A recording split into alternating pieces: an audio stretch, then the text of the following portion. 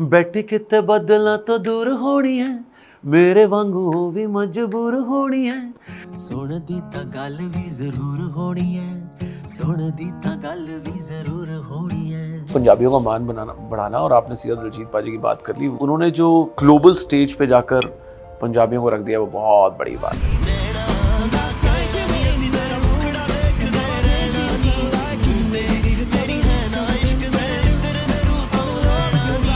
अगर मुझे किसी सीनियर म्यूजिशियन के साथ कोलैबोरेट करना है, आशा जी स्टिल सिंगिंग।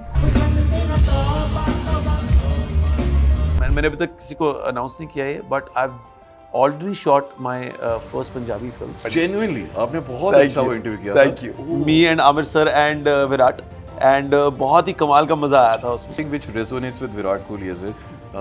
मुझे नहीं He पता speaks टीवी his पे, emotions, मुझे नहीं पता टीवी पे तो वो बहुत क्लियरली दिख रहा था द लास्ट ओवर। अभी तो 3-4 बॉलें पड़ी थी यार, पहले ही रोना शुरू कर दिया था कि ये हो रहा है क्या, ये होने वाला है। एक बार रात को 1 बजे आप आ जाएगा, कौन है? मेरा भाई साहब, कोई मुझे लगता है कोई इमरजेंसी होगी। इनके साथ जो फर्स्ट मुलाकात हुई थी एक और रेडियो स्टेशन, उसके वॉशरूम में हम मिले थे।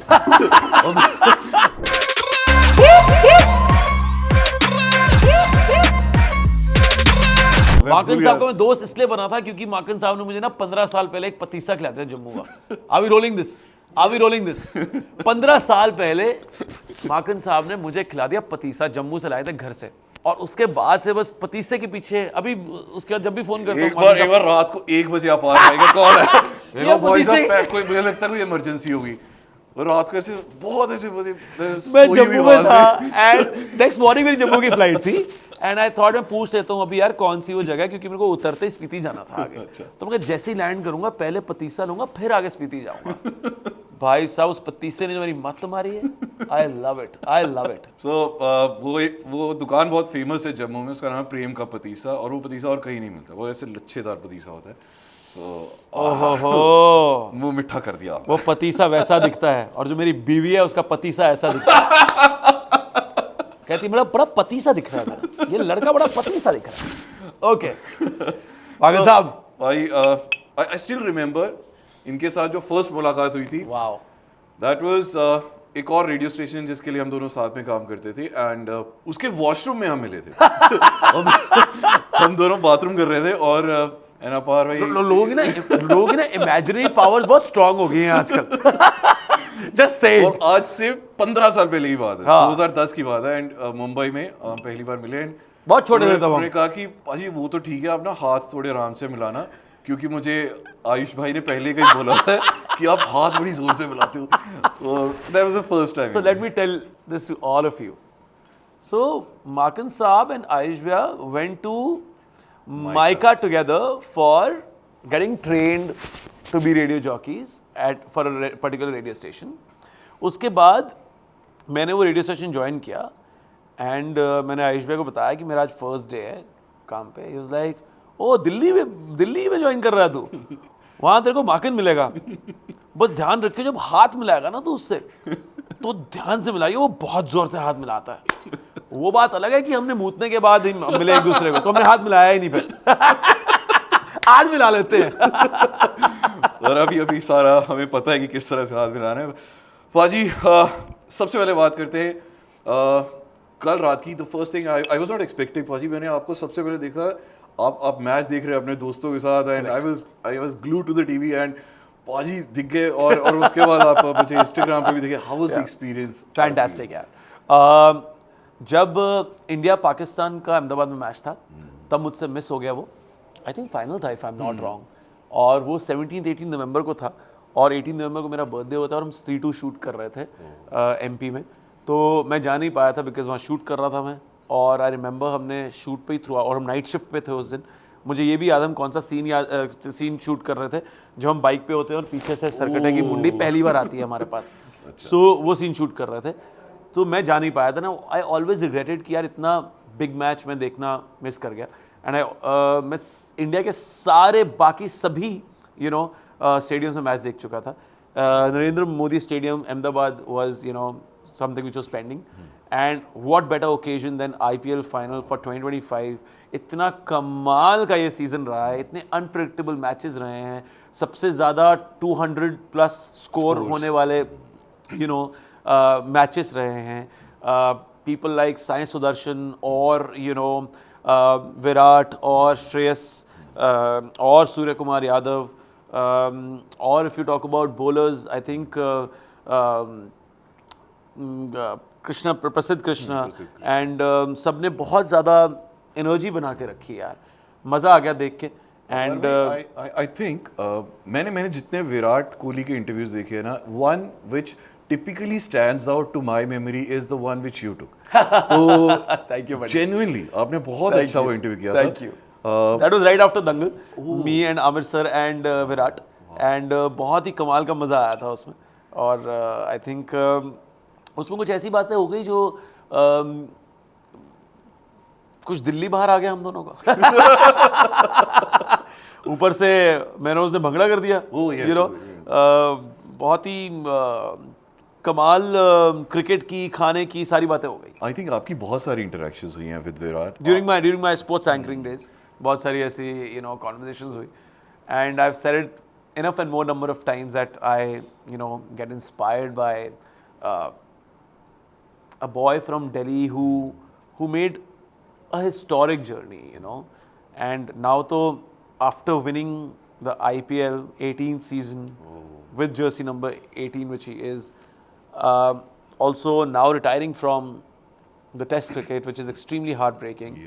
I think ये journey और ज़्यादा emotional और inspiring होती जा रही है. One thing which most of the audience don't know about Apar bhai is from deep inside he's very emotional. तो ये एक ऐसी side है जो बहुत ज़्यादा बाहर नहीं आती है, which I know because I know him very personally, and I think which is one thing which resonates with Virat Kohli as well. मुझे नहीं पता टीवी पे तो वो बहुत क्लियरली दिख रहा था the last over when he broke down for the first time. अभी तो 3-4 बॉलें पड़ी थी यार, बल्कि 6 रन पड़े, सॉरी 3-4 बॉलें पड़ी थी अभी. और क्या कहते हैं, ऐसा नहीं है एंड तक पहुंचे थे कि 6 रन से जीत गए. पहले ही रोना शुरू कर दिया था कि ये कि ये हो रहा है क्या, ये होने वाला है क्या. आई थिंक बहुत ही मुश्किल से जो चीज़ मिली होती है ना लाइफ में यार, उसके लिए आई थिंक बंदा बह जाता है बस. सही बात. इमोशंस आपके बाहर आने ही होते हैं. एंड आपने बोली बात की मैं इमोशनल हूँ. I think it's also about the people who have brought me up in the right way. My friends and my colleagues and people who have really been my brothers. One of them has been Morgan साहब. एक बार ना एक radio station में मैं और Morgan साहब काम करते थे, तो ना हम दोनों को डांट पिटी बॉस से. और ना किसी नॉट सो रिक्वायर्ड रीज़न की वजह से डांट पिटी. अब बोलूँगा तो बॉस को पता लग जाएगा, एंड मैं चाहता नहीं हूँ ऐसा हो कभी भी. तो मैं मार्गन साहब के जाके रो पड़ा. मैं कह मेरी गलती क्या थी इसमें बताओ यार, है ना. कई बार ना फिजूल में डांट पिट जाती है आपको. और क्या होता है, आप आउट ऑफ कॉलेज आपकी फर्स्ट जॉब होती है और आपको लगता है कि यार ये it breaks you from inside. Confidence break होता है कई बार. आपको जो लगता है कि जो एम्पावर्ड फील करते हो आप, वो कई बार आपको एंड क्योंकि मार्गन साहब ने मुझसे 3-4 साल पहले रेडियो स्टार्ट कर दिया था, तो I went to him and spoke to him about it. And I think looking out for each other is something which brings the entire radio fraternity together यार, है ना. So that really kind of brings out the best in us. And बहुत emotions चाहिए होते हैं लोगों को रोज़ उनकी मतलब की बातें सुनाना. Absolutely. And especially the kind of love talks you do in such a stressful era. आप अगर उनको bifurcate और break down करके सारी situations को, कि लड़के को इस सिचुएशन में क्या करना चाहिए, लड़की को क्या करना चाहिए, हस्बैंड को क्या करना चाहिए, वाइफ को क्या करना चाहिए, बॉयफ्रेंड को क्या करना चाहिए, गर्लफ्रेंड को क्या करना चाहिए. I think you have really been looking out for people in the in the entire show for so many years. But So kudos to you, Markan sir. Thank you very much. And one more thing, जिनको of course a lot of people जो आज शायद ये बहुत सारे ऐसे revellers हैं जिन्हें पहली बार पता चलेगा. He's actually a people's person. और ये वैसे इंसान नहीं है जो जब बहुत बड़े हो जाते हैं तो हम बोलते हैं यार ये बहुत बड़ा बंदा बन गया. I would never say this to him कि यार तू बहुत बड़ा हो गया है, तू फ़ोन नहीं उठाता. Any time when you call him, he will pick up. If he's not traveling, if he's not on airplane, तो फिर definitely he will definitely pick up or he will call back. He's such a sweet मैंने person. तो दोबारा से सुसु करते हुए phone उठा लिया था यार, बाकी सब बोलो। And Paji, Rest things can wait। मेरी भावनाएं बाद में निकल सकती है, आप बताओ क्या निकल रहा है। एक और चीज जो आपके इमोशंस की हम बात कर रहे थे, हाँ। वो आपके एक you know you keep your emotions on your collars, तो और आपके वो आपके गानों में भी बाहर आता है। जैसे अभी ये गाना था which actually became very famous, बैठी किथे बदला तो दूर होनी, यार इतनी सारी रील्स बनी है उसके ऊपर। Yeah. इनफैक्ट हम पंजाबी फिल्म पे इतना ज्यादा प्ले करते हैं गाना। Thank you यार। अ, आप ही ने शायद हिट करवाया। नहीं, आप मुझे ये बताओ, when you're singing, आप किसको याद कर रहे होते हो जब आप ये गाना बना रहे होते हो? यार ऑनेस्टली बताऊं, my musicality has got lots to do with the lyrics, apart from the fact that of course you know thinking about your father who just left you 2 years ago. Sometimes you're just thinking about the relationship between papa and mama. It was just so pure. Sometimes you're thinking about your own wife. Sometimes you're thinking about, you know, maybe the teacher you had first crush on. You know, हर गाने के लिए, हर music session के लिए, हर jam session के लिए अपने आप एक ऑर्गेनिक थॉट बन जाता है एंड वही फ्लो करता है। And yeah, I mean, I think, but having said that, मेरे lyrics पे बहुत ज़्यादा you know focus जाता है, especially जब मैं किसी के साथ co-write करता हूँ, because जब मैं लिखता हूँ तो ना फिर भी ज़्यादा quirky lyrics निकलती है और कुछ ज़्यादा ही relatable lyrics निकलती है। For example, first sight वाला love, क्योंकि हर एक ने love at first sight हुआ होता है हर एक को, you know, तो फर्स्ट साइट वाला लव करा गई ओए, पहली बारी मिली मैनू पिछे वाली रोड ते, मैं कहा ससरी काल जी, उन्हें भी हाथ जोड़ते, हो कोई आंखों में बातें करती है। So you know that's very relatable, but when I co-write it with someone like लफ्ज़ा पता मैनू तां भी पुछा हाल क्यों, बहाने लब लब के मैं लावां तैनू कॉल, जो आवाज़ तेरे लफ्ज़ां ने बुननियां, कहण साज ओ भी सुननियां, खाना पीना सोना सब भुल्लियां मैं तेरे उत्ते, डुल्लियां के रब भी तां भुल्लियां मैं, तू पुछ किन्ना प्यार कर दियां, मैं सच्ची इन्ना प्यार कर दियां। So you know this have co-written with विशव तालीवाल फ्रॉम अमृतसर। तो इसमें तो बिकॉज आई नो दैट मेरे अंदर की प्योरिटी, ऑर्गेनिक पंथी उस बंदे के साथ ये मर्ज होने वाली है, और हमने इसमें अब कुछ क्यूट बातें नहीं करनी कि फर्स्ट साइट वाला लव करा गई है, you know, it has to be deeper and same goes for Zaroor, written by Savi. You know उसकी जो इवन जैसी फर्स्ट लाइन हिट करती है, यू नो, बैठी किते बदला तो दूर होनी है, मेरे वांगू हो भी मजबूर होनी है, सुन दी तां गल भी ज़रूर होनी है, सुन दी तां गल भी ज़रूर होनी है। वो इतनी ज़्यादा प्योर बात है कि हर एक इंसान उससे सुनता है तो उसको कहता है यार I want it to happen in my life. So I think lyrics is sacrosanct. और जैसे आपने बोला, येस ऑफ कोर्स मैं अपने दिमाग में कुछ लोगों को रखता हूँ गाते हुए, लेकिन it is really what is written. Like फिल्मों में भी जब मैं कोई डायलॉग बोल रहा होता हूँ, जो लिखा होता है I try to be pure to it, I try to be very you know उसको हिट करना है। सो इवन इन सॉन्ग्स जो लिखा हुआ है पन्नों पर वो बहुत ज़्यादा इम्पॉर्टेंट है। अपार भाई, मैंने आपके सारी चीज़ों को एक्सप्लोर किया है। आप लिखते बहुत अच्छा है, गाते तो डेफिनेटली बहुत अच्छा है, और आप कंपोज भी करते हैं। आपका जो फर्स्ट एवर सॉन्ग जब I have seen it coming out और मेरी आंखों के सामने आया था, आपके लिए क्या चीज़ ज़्यादा मुश्किल है, कंपोज करना या लिखना? यार आई थिंक टॉकिंग अबाउट कुड़िए नहीं, उसको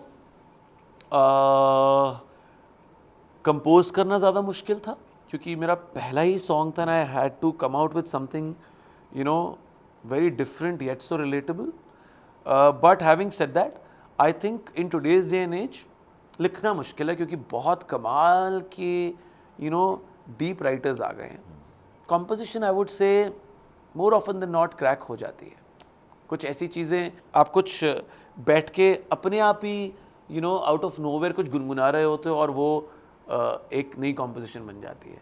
but for writing you have to really put your mind and heart together, and sometimes also jam with people to come out with newer words, newer nuances, ताकि लोगों को एक नई कहानी मिल पाए.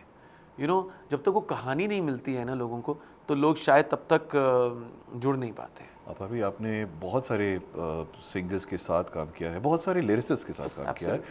आपके one collaboration which is your बुर्रा collaboration, dream collaboration, कि आप इसके साथ तो मुझे करना ही करना है. यार जो मैं ऑलरेडी कर चुका हूँ उसमें से I think when I did Kudiyani with Niti Mohan, that's still सबसे ज़्यादा क्लोज प्योर और क्लोज, और बिकॉज नीति's journey as a musician inspires me in so many different ways, and she pushed me to do Kudiyeni. You guys are very good friends. Absolutely, and she's more than family to us, to the entire family. She's very close to the entire family, and she's also very close to she's still close to my mama, and she was also very close to my papa.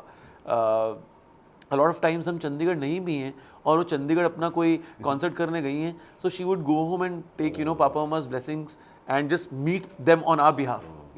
कि चलो अपार आयुष तो नहीं आया, मैं आई हूँ हाजिरी लगाने. सो शी पुश्ड मी कि अपार ये कुड़ियनी बहुत प्यारी कॉम्पोजिशन और राइटिंग है, you have to record it. She pushed me into the studio and she made me sing it, and she did of course the female part of it. So वो collaboration मेरे दिल के बहुत करीब है. Talking about future collaborations, यार बहुत कमाल के म्यूजिशियंस हैं, एंड अगर आप देखो तो मेरी journey apart from Kudiyani has been more about collaborating with younger musicians, because एक बड़ा कमाल का गिव एंड टेक रह पाता है. अगर मुझे किसी सीनियर म्यूजिशियन के साथ कोलैबोरेट करना है, I think I would love to, Asha ji still singing, क्या बात है. I would love to do that. Apart from that यार एक नाम लेना बड़ा मुश्किल है, but if at all I have to take somebody's name, यार Amit Trivedi sir. Amit Trivedi really Jubilee के गाने उन्होंने किए, मुझे लगता है कि उन्होंने अभी तक एक सोल पकड़ के रखा है. One of the few musicians जो इतने सालों से चलते आ रहे हैं और उन्होंने अपना अस्तित्व करप्ट नहीं किया है अभी तक. And if it comes to a writer, maybe Rajshekhar, maybe Jasleen Royal, यार शी इज़ फैंटास्टिक. मैं ये नहीं कहूँगा कम स्पैन में आपने बहुत ज़्यादा, I have seen your struggle and कैसे आपने रेडियो, टीवी और सब कुछ किया है, एंकरिंग भी किया है, and then when I saw you for the first time on big screen, I was literally into tears. Shit man, I was having goosebumps जब मैंने दंगल में पाजी को देखा. I was like, बाकी सारी दुनिया एक तरफ, अपार भाई एक तरफ. I mean, like, amazing. That was really amazing. जब मैं आपके सफ़र को, when I look back, I mean, आप उन पंजाबियों में से कुछ जिन्होंने पंजाबियों का मान बढ़ाया है to the world. You've shown like who Punjabis actually are, really are. और आप ही जैसे और बहुत सारे ऐसे सिंगर्स हैं, एक्टर्स हैं, now they are bringing Punjabis to the world. जैसे दिलजीत पाजी हैं, from Coachella to now Met Gala. अभी उनका जो recent look था that actually went viral. तो have you ever met Diljit पाजी and how was the experience? ये जो आपने पहले बोला कि पंजाबियों का मान बढ़ाना, और आपने सीधा दिलजीत पाजी की बात कर ली, वो एक बहुत ही he is sitting on top of the pyramid in that sense, and his journey inspires all of us as an artist, as a musician, and he's absolutely fantastic. Of course I've met him a few times also. We used to be neighbors just about 2 years ago, and same building में रहते थे. So in Mumbai I'm talking about. यार I think उन्होंने जो global stage पे जाकर पंजाबियों को रख दिया, वो बहुत बड़ी बात है. And yeah I mean we are taking our little steps towards, if you have to really talk about the Punjabi community, I think we are trying our best to keep that love and respect intact for Punjabis, which has been there for so many years. नहीं, पहले जो आज से बहुत साल पहले, 10 या 15 साल पहले की बात है, वो जो पंजाबी म्यूजिक होता था ना, जब हिंदी फिल्मों में आता था, वो बहुत करप्टेड आता था, वो ऐसे हिंदी पंजाबी होता था. बट अब हमें कोई फर्क नहीं पड़ता, हम पूरा का पूरा एज इट इज गाना पंजाब हिंदी फिल्मों में ले आते and we would ask people to like आप सोचो ट्रांसलेट करो जो इसका मतलब है। एक जमाना था, यू राइट, एक जमाना था जब लोग जानबूझ के कुछ लाइंस को चेंज कर देते थे कि यार ये समझ नहीं आएगा, समझ नहीं आएगा, तो एक करप्टेड सी पंजाबी लगती थी। But now they want that pure Punjabi because I think जैसे करण औजला का भी अभी गाना आया था हुस्न तेरा तौबा, इट वेंट वायरल, कितना जबरदस्त। Absolutely, and also I think Punjabi की ना शब्दावली बड़ी कमाल है यार। कुछ ऐसे वर्ड्स मिल जाते हैं जो जो एकदम से हिट कर जाते हैं आपको। सो एंड उसका ना एक रिंग है, पता नहीं, it just sound so as good बादल ऑल्सो साउंड्स, बट बैठी कितने बदला तो दूर होगी, वो एक there's a ring attached to it, तो वो बहुत ज़्यादा आई थिंक कमाल कर जाती है। आपका और आयुष्मान का दोनों का मैं चाहता हूँ जिंदगी में कि एक कोलैबोरेशन हो और मूवी में हो, वो कब आने वाला है? यार देखो, हमने अपनी तरफ से इतनी सारी नरेशंस ले ली हैं, अच्छा, हमने अपनी तरफ से 2-3 गाने भी एक साथ रिकॉर्ड किए, लेकिन ना it's funny that ends meet नहीं हुए अभी तक। I think there is a right time for for each and every collaboration to happen. Eventually it will happen someday. मुझे लगता है कि आपने हिंदी मूवीज तो कर ली है, गाने भी कर लिए हैं, पंजाबी गाने भी कर लिए हैं। I think now is your time to come back to your roots और कोई Punjabi film, hardcore Punjabi film होनी चाहिए। आपने जब बोली ना बात that you have kept the Punjabi community, आपने अपने करियर से आगे उनको रखा है, या आप जब बोल रहे थे तो मेरे दिमाग में चल रहा था कि दिलजीत भाई ने तो बहुत कुछ किया है ना, but whatever little contribution we are trying to make, we are making. But उस टाइम मैं सोचा था आपको बताऊं, लेकिन मैंने अभी तक किसी को अनाउंस नहीं किया है, but I already shot my first Punjabi film, but वो बहुत ज़्यादा नीश और बहुत ज़्यादा वो फेस्टिवल ऑडियंस के लिए है, and it's a beautiful story. एक भटिंडा के पास एक पिंड है रामपुरा फुल, वहाँ जाके शूट करके आए हैं और बहुत मज़ा आया वो शूट करने में।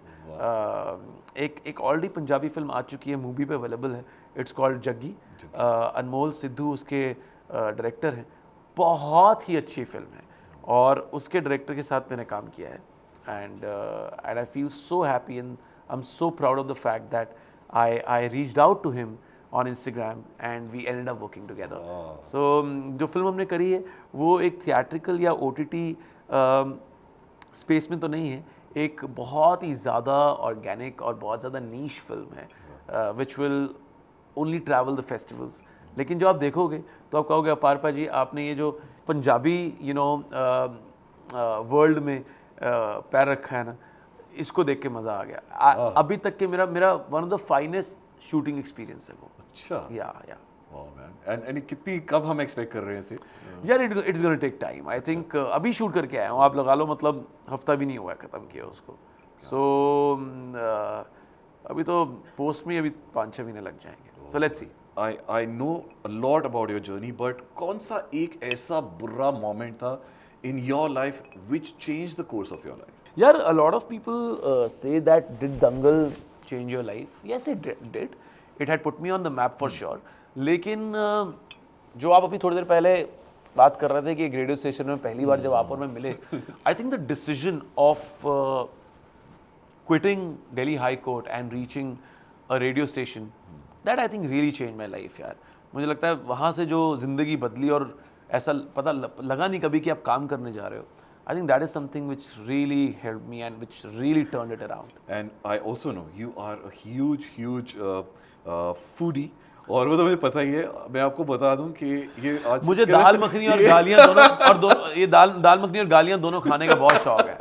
तो जब हमारे ऑफिस में जब हम साथ में काम करते थे, हम सारे इतना छोटे लंच लेके आते थे। अपार भाई इतना बड़ा वो टिफिन होता है ना जिसकी 8 लेयर्स होती है, वो वाला टिफिन लेके आते थे, लोहे वाला, एंड वो पूरा ऑफिस खाता था।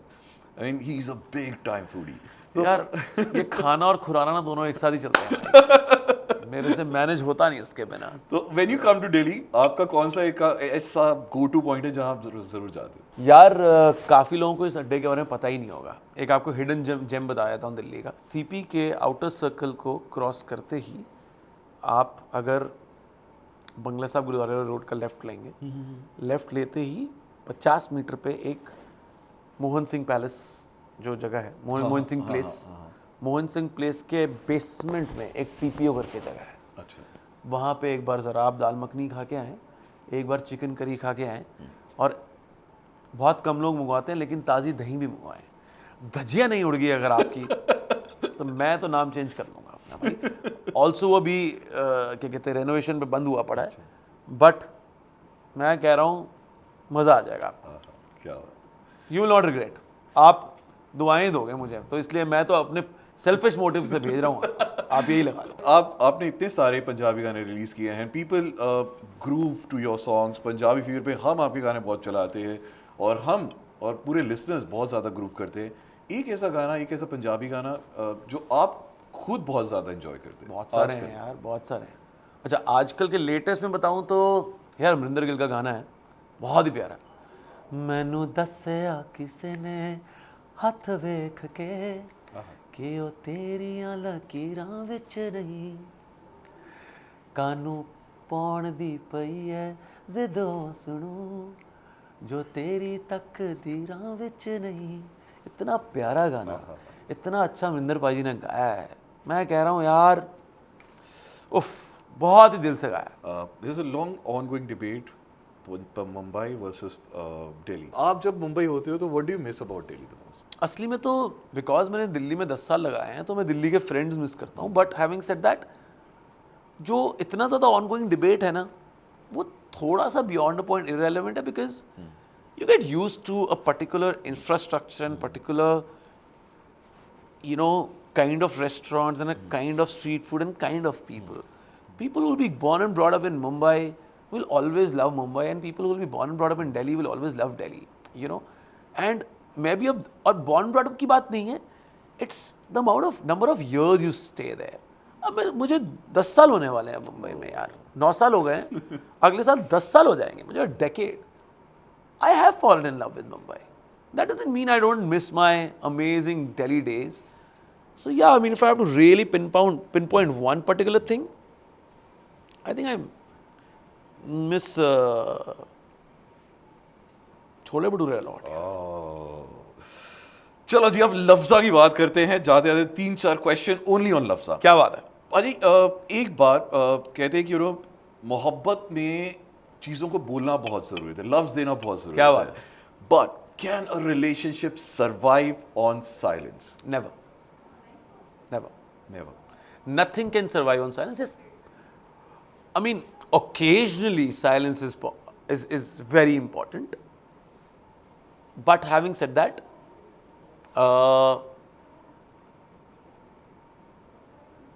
see, with silence I mean communication is important. There are people who can't speak but still communicate. You know, communication is very important for anything.